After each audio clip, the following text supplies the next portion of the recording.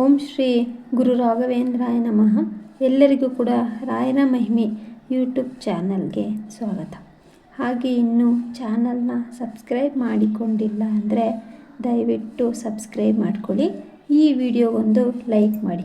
ಇವತ್ತಿನ ವಿಡಿಯೋದಲ್ಲಿ ನಾನು 7 ವಾರದ ಒಂದು ವ್ರತದ ಬಗ್ಗೆ ಹೇಳ್ಕೊಡ್ತಾ ಇದ್ದೀನಿ. ತುಂಬಾ ಸರಳವಾಗಿರತಕ್ಕಂಥ ವ್ರತ, ತುಂಬ ಕಷ್ಟಪಡೋ ಹಾಗೂ ಏನಿಲ್ಲ.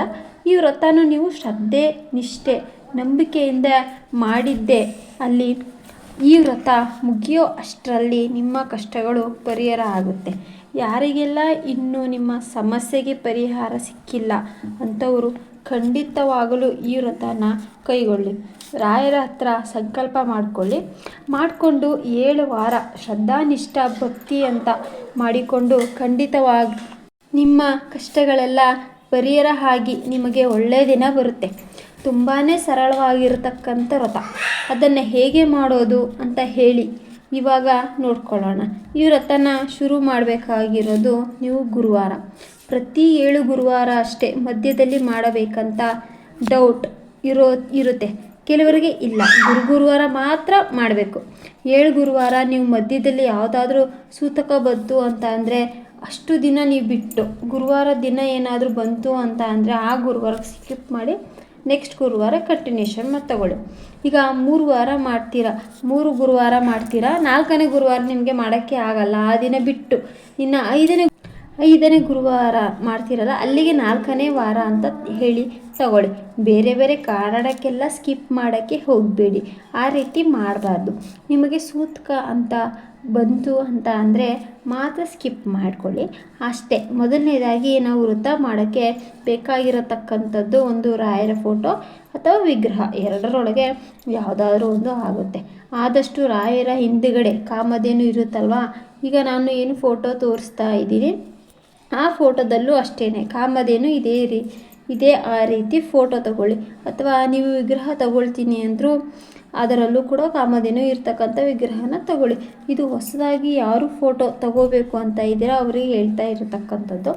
ಇಲ್ಲ ನಮ್ಮ ಮನೇಲಿ ಆಲ್ರೆಡಿ ಫೋಟೋ ಇದೆ ಅಂತ ಅನ್ನೋರು ಅದೇ ಫೋಟೋದಲ್ಲಿ ಕಾಮಧೇನು ಇರಲಿ ಅಥವಾ ಇಲ್ಲದೇ ಇರಲಿ ಅದೇ ಫೋಟೋದನ್ನು ಮುಂದುವರಿಸ್ಬೋದು. ಮತ್ತು ಫೋಟೋದಲ್ಲಿ ನೀವು ಮಾಡಬಹುದು, ಹೊಸದಾಗಿ ಪರ್ಚೇಸ್ ಮಾಡಬೇಕು ಅನ್ನೋ ಅವಶ್ಯಕತೆ ಏನೂ ಇಲ್ಲ. ನಂತರ ಬೇಕಾಗಿರತಕ್ಕಂಥದ್ದು ರಾಯರ ಫೋಟೋ ವಿಗ್ರಹ ಆದಮೇಲೆ ನಮಗೆ ಗೋಪಿ ಚಂದನ ಬೇಕು.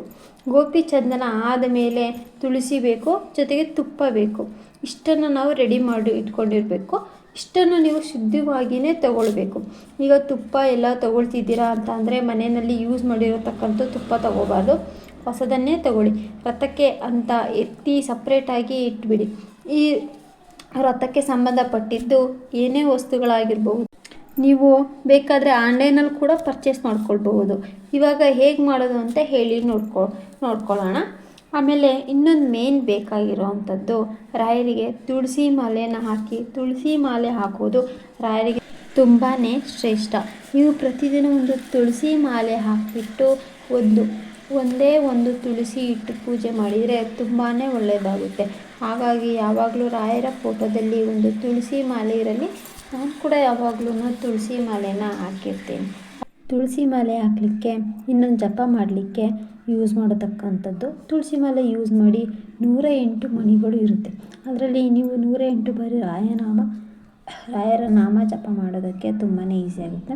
ಪ್ರತಿ ಗುರುವಾರ ಈ ವ್ರತನ ಮುಗಿಯೋವರೆಗೂ ನೀವು ಮಾಡಲೇಬೇಕಾಗುತ್ತೆ. ಹೇಗೆ ಅಂತ ಹೇಳ್ಕೊಡ್ತೀನಿ. ಸೊ ಅದನ್ನು ಕೂಡ ಕೊಟ್ಟಿರ್ತೀನಿ, ನೀವು ಅದನ್ನು ನೋಡ್ಕೋಬೋದು. ಈ ರೀತಿ ರೆಡಿ ಮಾಡ್ಕೊಂಡಾದಮೇಲೆ ನೀವು ಗುರುವಾರ ವ್ರತನ ಶುರು ಮಾಡಿ. ಯಾವಾಗ ಅಂತ ಗೊತ್ತಲ್ವಾ, ರಾಯ ವ್ರತ ಯಾವಾಗಲೂ ಬ್ರಾಹ್ಮಿ ಮುಹೂರ್ತದಲ್ಲೇ ಮಾಡಬೇಕು. ಆದಷ್ಟು ನೀವು ಮೊದಲನೇ ವಾರ ಬ್ರಾಹ್ಮಿ ಮುಹೂರ್ತದಲ್ಲೇ ಆಗಬೇಕು. ನಂತರ ನೀವು ಒಂದು 7 ಗಂಟೆ ಒಳಗಡೆ ಬೇಕಾದರೆ ಮಾಡ್ಕೊಳ್ಬಹುದು. ಒಂದು 3:30 ಗಂಟೆಗೆ ಎದ್ದು ಮನೆಯ ಎಲ್ಲ ಸ್ವಚ್ಛ ಮಾಡ್ಕೊಳ್ಳಿ. ಹೊರಗಡೆ ಎಲ್ಲ ಸ್ವಚ್ಛ ಮಾಡಿ, ತುಳಸಿ ಕಟ್ಟೆ ಇದ್ದರೆ ಅದನ್ನು ಕೂಡ ಸ್ವಚ್ಛ ಮಾಡ್ಕೊಳ್ಳಿ.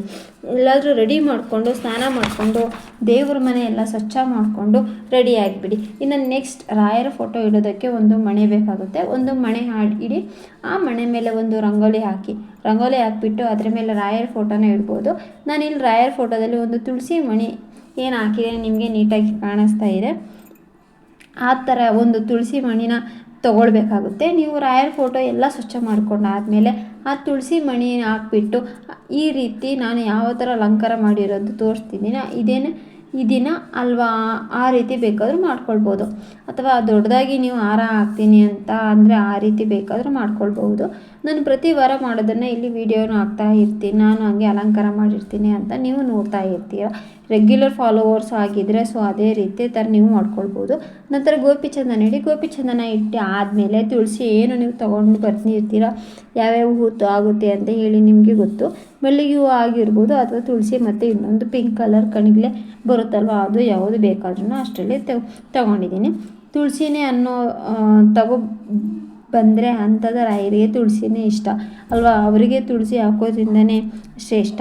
ಈಗ ನೀವು ತುಳಸಿ ತೊಗೊಂಡ್ರೆ ಅದರ ಜೊತೆಗೆ ಒಂದಷ್ಟು ರೋಸ್ಗಳನ್ನು ಹಾಗೆ ಕೊಡ್ತಾರೆ. ಹಾಗೆ ಈ ವಿಡಿಯೋದಲ್ಲಿ ನೋಡ್ತಾ ಇರ್ಬೋದು, ನಾನು ಒಳಗಡೆ ಇನ್ನೊಂದು ತುಳಸಿ ಮಾಲೆನ ಇಟ್ಟಿದ್ದೀನಿ. ಅದೇನಕ್ಕೆ ಅಂತ ಅಂದರೆ ನಾನು ಜಪ ಮಾಡಬೇಕಾದ್ರೆ ಆ ಮಣಿನ ಯೂಸ್ ಮಾಡ್ತೀನಿ. ಅದರಲ್ಲಿ 108 ಮಣಿಗಳು ಇರುತ್ತೆ. ನನಗೆ ಜಪ ಮಾಡೋದಕ್ಕೆ ತುಂಬಾ ಈಸಿ ಆಗುತ್ತೆ. ಒಂದು ತುಳಸಿ ಮಾಲೆನ ಈ ರೀತಿ ಫೋಟೋಗೆ ಹಾಕಿರ್ತೀನಿ, ಇನ್ನೊಂದು ಜಪಕ್ಕೆ ಅಂತ ಇಟ್ಕೊಂಡಿರ್ತೀನಿ. ನೋಡಿ, ಇಲ್ಲಿ ನಾನು ಮಲ್ಲಿಗೆ ಹೂವಿನ ಅಲಂಕಾರ ಮಾಡಿದ್ದೀನಿ. ಈ ರೀತಿ ಮಾಡಿ ಮೇಲ್ಗಡೆ ಮಾತ್ರ ತುಳಸಿಯನ್ನು ಇಟ್ಕೋಬೋದು. ಆ ರೀತಿ ಬೇಕಾದರೂ ನೀವು ಅಲಂಕಾರ ಮಾಡ್ಕೊಳ್ಳಿ. ಇಷ್ಟು ಅಲಂಕಾರ ಆದಮೇಲೆ ತುಪ್ಪದ ದೀಪನೇ ಹಚ್ಚಬೇಕು. ತುಪ್ಪದ ದೀಪ ಮತ್ತು ತುಪ್ಪದ ಆರತಿನೇ ಮಾಡಬೇಕು.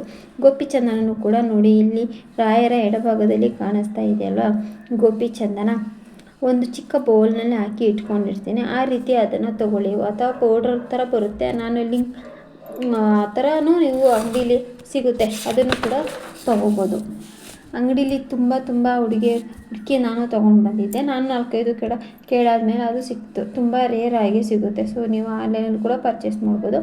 ಬೆಸ್ಟ್ ಅಂತ ಹೇಳಿ ನೀವು ರಾಯರ ಫೋಟೋ ಸ್ವಚ್ಛ ಮುಟ್ಕೊಂಡಾದ್ಮೇಲೆ ಗೋಪಿಚಂದನ ಇಟ್ಟಿದ್ದೀರ. ಹೂವಿನ ಅಲಂಕಾರ ಕೂಡ ಎಲ್ಲ ಮಾಡಿದ್ದೀರ. ಹಾಗೆ ತುಳಸಿ ಮಾಲೆ ಎಲ್ಲ ಹಾಕಿದ್ದೀರ. ಇಷ್ಟು ರೆಡಿ ಆದಮೇಲೆ ತುಪ್ಪದ ದೀಪನ ಹಚ್ಚಬೇಕು. ತುಪ್ಪದ ದೀಪ ಹಚ್ಚಿ ನೈವೇದ್ಯನ ಇಡಬೇಕಾಗುತ್ತೆ. ನೈವೇದ್ಯನ ನಿಮ್ಮ ಯಾವ ರೀತಿ ಅನುಕೂಲ ಇದೆ ಆ ರೀತಿ ನೀಡಿ ನಾನೊಂದು ವಿಡಿಯೋ ಮಾಡಿದ್ದೀನಿ. ರಾಯರಿಗೆ ಏನೆಲ್ಲ ನೈವೇದ್ಯ ಮಾಡ್ಬೋದು ಅಂತ ಹೇಳಿ, ಅದನ್ನು ನೋಡಿಲ್ಲ ಅಂತಂದರೆ ಒಂದು ಸಲ ನೋಡಿ. ಇಷ್ಟು ಥರದ್ದು ನೈವೇದ್ಯ ಮಾಡ್ಬೋದು. ಪ್ರತಿ ವಾರ ಸ್ವೀಟ್ ಮಾಡಬೇಕಾ ಅಥವಾ ಸ್ವೀಟ್ ಬದಲಾಗಿ ಏನಾದರೂ ಮಾಡ್ಬೋದಾ ಅಂತ ಅನ್ನೋದು ಕೂಡ ನಾನೀಗ ಆಲ್ರೆಡಿ ವಿಡಿಯೋ ಮಾಡಿದ್ದೀನಿ.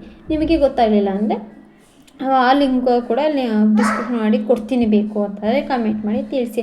ಅಲ್ಲೂ ಕೂಡ ನೋಡ್ಕೊಳ್ಬೋದು. ಒಂದು ಚಿಕ್ಕ ಬೆನಕನೂ ಕೂಡ ಮಾಡ್ಕೊಳ್ಬೋದು. ಗಣೇಶನ ಫೋಟೋ ಇದೆ ಅಂತಂದರೆ ನೀವು ಫೋಟೋಗೇ ಪೂಜೆ ಮಾಡ್ಬೋದು. ಫೋಟೋ ಇಲ್ಲ ಅಂತಂದರೆ ಗಣೇಶನದೊಂದು ಬೆನಕ ಬರುತ್ತಲ್ವ, ಸಗಣಿನೇ ಮಾಡ್ತೀವಲ್ಲ, ಆ ಥರದೊಂದು ಬೆನಕನ್ನು ಕೂಡ ನೀವು ಮಾಡ್ಕೊಳ್ಬೇಕಾಗುತ್ತೆ. ಅದು ಯಾಕೆ ಅಂತ ಅಂದರೆ, ನಾವು ಯಾವಾಗಲೂ ಒಂದೇ ವ್ರತ ಮಾಡಬೇಕಾದ್ರೂ ಅಷ್ಟೇ ಫಸ್ಟ್ ಪೂಜೆನ ವಿಘ್ನ ವಿನಾಶಕ ವಿಘ್ನೇಶ್ವರನಿಗೆ ಮಾಡಬೇಕು. ಅವರಿಗೆ ಪೂಜೆ ಮಾಡಿಯೇ ನಾವು ನೆಕ್ಸ್ಟ್ ವ್ರತನ ಮಾಡಬೇಕಾಗುತ್ತೆ. ಯಾರಿಗೆ ಮಾಡೋದಾದ್ರೂ ಕೂಡ ಅಷ್ಟೇ. ಯಾವಾಗ ಈಗ ರಾಯರ ಬಲಭಾಗದಲ್ಲಿ ಕೂತ್ಕೊಂಡು ರಾಯರ ಹತ್ರ ಫಸ್ಟ್ ಹೇಳ್ಕೊಳ್ಳಿ, ನಿಮ್ಮ ಕಷ್ಟನ ನನಗೆ ಹಿಂಗೆ ಇದೆ, ಹಿಂಗೆ ಈ ಕಷ್ಟ ನನಗೆ ಪರಿಹಾರ ಆಗಬೇಕು ಅಂತ. ನನಗೆ ಇಂಥದ್ದು ಕೆಲಸ ಸಿಗಬೇಕು ಅಂಥದ್ದು ಏನು ಅಂದ್ಕೊಂಡಿರ್ತೀರ ನೀವು, ಅಂಥರದ್ದು ಮದುವೆ ಆಗಬೇಕು ಅಥವಾ ಮಕ್ಕಳಾಗಬೇಕು, ನಿಮ್ಮ ಕಷ್ಟ ಏನಿರುತ್ತೆ ಅದನ್ನು ರಾಯರ ಹತ್ರ ಹೇಳಿಕೊಂಡು ನಾನು ಈ 7 ವಾರ ಗುರುವಾರ ನಿಮ್ಮ ವ್ರತನ ಕೈಗೊಳ್ತಾ ಇದ್ದೀನಿ. ಈ ವ್ರತ ಮುಗಿಯೋಷ್ಟರೊಳಗೆ ನನಗೆ ಪರಿಹಾರನ ಸೂಚಿಸಿ ಅಂತ ಹೇಳಿ ರಾಯರ ಹತ್ರ ಕೇಳಿಕೊಳ್ಳಿ. ನೋಡಿ, ಪಕ್ಕದ ಮನೆಯಲ್ಲಿ ಪೂಜೆ ಆಗ್ತಾ ಇದೆ, ಗಂಟೆ ಅಲ್ಲಾಡಿಸ್ತಾ ಇದ್ದಾರೆ. ಖಂಡಿತವಾಗಲೂ ನಿಮ್ಮ ಕಷ್ಟ ನೆರವೇರುತ್ತೆ. ಇದನ್ನು ಶುಭ ಶಕರ ಅಂತಾನೇ ಹೇಳ್ತೀನಿ ನಾನು. ಈ ವ್ರತ ಯಾರು ಮಾಡ್ತೀರಾ ಅವರಿಗೆ ಖಂಡಿತವಾಗಲೂ ಒಳ್ಳೆಯದಾಗುತ್ತೆ. ಸೊ ಇಷ್ಟು ಕೇಳಿಕೊಂಡು ಆದಮೇಲೆ ಎಲ್ಲ ರೆಡಿ ಮಾಡಿಕೊಂಡು ರಾಯರಿಗೆ ನೀವು ತುಪ್ಪದ ಆರತಿನ ಮಾಡಬೇಕಾಗುತ್ತೆ. ಇಷ್ಟು ಮಾಡಿದರೆ ನಿಮ್ಮ ಮೊದಲನೇ ದಿನದ ವ್ರತ ಕಂಪ್ಲೀಟ್ ಆಗುತ್ತೆ. ಸೊ ನಿಮಗೆ ಕನ್ಫ್ಯೂಷನ್ ಆಗಬಾರ್ದು ಅಂತ ಇನ್ನೊಮ್ಮೆ ಹೇಳ್ತಾ ಇದ್ದೀನಿ. ಪ್ರತಿ ಗುರುವಾರ ಅಂದರೆ ಗುರುವಾರನೇ ಶುರು ಮಾಡಿ, ಗುರುವಾರ ಬೆಳಿಗ್ಗೆ ಎದ್ದು ಬ್ರಾಹ್ಮಿ ಮುಹೂರ್ತದಲ್ಲಿ ಎಲ್ಲ ಮನೆಯಿಂದ ಹೊರಗಡೆ ದೇವರ ಮನೆ ಎಲ್ಲ ಕೂಡ ಸ್ವಚ್ಛ ಮಾಡಿಕೊಂಡು, ಹೇಗೆ ರಾಯರ ಫೋಟೋ ಎಲ್ಲ ಸ್ವಚ್ಛ ಮಾಡಿಕೊಂಡು, ಒಂದು ಮಣೆ ಇಟ್ಟು ಮನೆ ಮೇಲೆ ರಂಗೋಲಿ ಹಾಕಿ, ರಾಯರ ಫೋಟೋ ಇಟ್ಟು ಗೋಪಿಚಂದನ ಮತ್ತು ತುಳಸಿ ಮೇಲೆ ನೈವೇದ್ಯ ಎಲ್ಲ ಗೋಪಿಚಂದನ ಎಲ್ಲನೂ ಇಟ್ಟು ತುಪ್ಪದ ಆರತಿನ ಮಾಡಿ ತುಪ್ಪ ದೀಪ ಹಚ್ಚಿಬಿಟ್ಟು ಇಷ್ಟ ಆದ ಮೇಲೆ ನೀವು ಏನು ಮಾಡಬೇಕು ಅಂತ ಅಂದರೆ, ನೀವು ನಿಂತಿರ್ತೀರಲ್ವ ಆ ಜಾಗದಲ್ಲಿ 48 ಸುತ್ತು ಪ್ರದಕ್ಷಿಣೆ ಹಾಕಬೇಕು. 48 ಸುತ್ತು ಆದರೆ ಹಾಕಿ ಜಾಗ ಇದೆ ಅಲ್ಲಿ ಮಾಡೋದಕ್ಕೆ ಅಂತ ಅಂದರೆ, ಇಲ್ಲ ಅಂತ ಅಂದರೆ ಒಂದು 9 ಸುತ್ತಾದ್ರೂ ಹಾಕಿಬಿಟ್ಟು ರಾಯರಿಗೆ ನಮಸ್ಕಾರ ಮಾಡಿಕೊಳ್ಳಿ. ಇಲ್ಲಿಗೆ ಒಂದು ವಾರದ ಕಂಪ್ಲೀಟ್ ವ್ರತ ಆಯಿತು. ಇದೇ ರೀತಿ ನೀವು ಇನ್ನು ಮಿಕ್ಕಂಥ 6 ಗುರುವಾರಗಳು ಕೂಡ ಮಾಡಬೇಕಾಗಿರುತ್ತೆ. ಖಂಡಿತವಾಗ್ಲೂ 7 ಗುರುವಾರ ಏನು ಶುರು ಮಾಡ್ತೀರಾ 7 ಗುರುವಾರ ಮುಗಿಯೋಷ್ಟನ್ನು ನಿಮ್ಮ ಕಷ್ಟ ಪರಿಹಾರ ಆಗುತ್ತೆ. ಖಂಡಿತವಾಗ್ಲೂ ಮಾಡಿ. ಹಾಗೆ ಇದು ಏನೇನು ನೀವು ನಿಯಮನ ಪಾಲಿಸಬೇಕು ಅಂತಂದರೆ ಆದಷ್ಟು 7 ವಾರ ಮುಗಿಯುವವರೆಗೂ ನಾನ್ ವೆಜ್ ತಿನ್ನೋವಾರ ಆಗಿದ್ದರೆ ನಾನ್ ವೆಜ್ ಬಿಟ್ಬಿಡಿ, ತಿನ್ನೋಕ್ಕೆ ಹೋಗ್ಬಿಡಿ. ಆದಷ್ಟು ನಾವು ಕೂಡ ಕಟ್ಟುನಿಟ್ಟಾಗಿ ಇರಬೇಕಲ್ಲ, ಹಾಗಾಗಿ ಸ್ವಲ್ಪ ಈರುಳ್ಳಿ ಬೆಳ್ಳುಳ್ಳಿ ಹಾಕಿರೋಂಥ ಪದಾರ್ಥಗಳನ್ನ ತಿನ್ನಬೇಡಿ. ಆದಷ್ಟು ಮನೆಯಲ್ಲೇ ಊಟ ಮಾಡೋದಕ್ಕೆ ಪ್ರಯತ್ನ ಪಡಿ. ಇಷ್ಟು ನೀವು ಜಾಸ್ತಿ ಏನೂ ಪಾಲಿಸಿನ ಬೇಡ. ತುಂಬ ಸ್ಟ್ರಿಕ್ ಆಗಿ ಇದೊಂದು ಊಟದಲ್ಲಿ ನೀವು ಪಥ್ಯ ಪಾಡಬೇಕಾಗುತ್ತೆ. ಇದೊಂದು ಮಾಡಬೇಕು ಅಂತ ವ್ರತ ಮಾಡಿ ರಾಯರ ಮೇಲೆ ನಂಬಿಕೆ ಇಟ್ಟು ಮಾಡಿ. ಖಂಡಿತವಾಗ್ಲೂ ಎಲ್ರಿಗೂ ಒಳ್ಳೆಯದಾಗುತ್ತೆ. ಏನಾದರೂ ನಿಮಗೆ ಅರ್ಥ ಆಗಿಲ್ಲ ಕನ್ಫ್ಯೂಷನ್ ಇದೆ ಅಂತಂದರೆ ದಯವಿಟ್ಟು ಕಮೆಂಟ್ ಮಾಡಿ ಹೇಳಿ, ನಾನು ಆನ್ಸರ್ ಮಾಡ್ತೀನಿ. ಏನು ಅಂತ ಈ ವ್ರತದಿಂದ ರಾಯರು ಎಲ್ರಿಗೂ ಒಳ್ಳೆಯದು ಮಾಡಲಿ ಅಂತ ಹೇಳ್ತಾ ಇಲ್ಲಿಗೆ ಈ ವಿಡಿಯೋನ ಮುಗಿಸ್ತಾ ಇದ್ದೀನಿ. ವಿಡಿಯೋಗೊಂದು ಲೈಕ್ ಮಾಡೋದು ಮರಿಬೇಡಿ. ಹಾಗೆ ರಾಯರಿದ್ದಾರೆ, ಓಂ ಶ್ರೀ ಗುರು ರಾಘವೇಂದ್ರಾಯ ನಮಃ ಅಂತ ಹೇಳಿ ಕಮೆಂಟ್ ಮಾಡಿ ಸೆಕ್ಷನಲ್ಲಿ ಬರೆಯಿರಿ. ಜೊತೆಗೆ ಇನ್ನೂ ಸಬ್ಸ್ಕ್ರೈಬ್ ಮಾಡ್ಕೊಂಡಿಲ್ಲ ಅಂತಂದರೆ ದಯವಿಟ್ಟು ಸಬ್ಸ್ಕ್ರೈಬ್ ಮಾಡಿ. ಹಾಗೆ ನಿಮ್ಮ ಯಾರೆಲ್ಲ ಕಷ್ಟದಲ್ಲಿದ್ದೀರೋ ಅಂಥವ್ರಿಗೂ ಕೂಡ ಈ ವಿಡಿಯೋನ ಶೇರ್ ಮಾಡಿ, ಉಪಯೋಗ ಆಗುತ್ತೆ. ಇವತ್ತಿಗೆ ಈ ವಿಡಿಯೋನ ಮುಗಿಸ್ತಾ ಇದ್ದೀನಿ. ನಾನು ಮತ್ತೆ ಸಿಗ್ತೀನಿ ಮುಂದಿನ ವಿಡಿಯೋದಲ್ಲಿ. ಎಲ್ಲರಿಗೂ ಧನ್ಯವಾದಗಳು.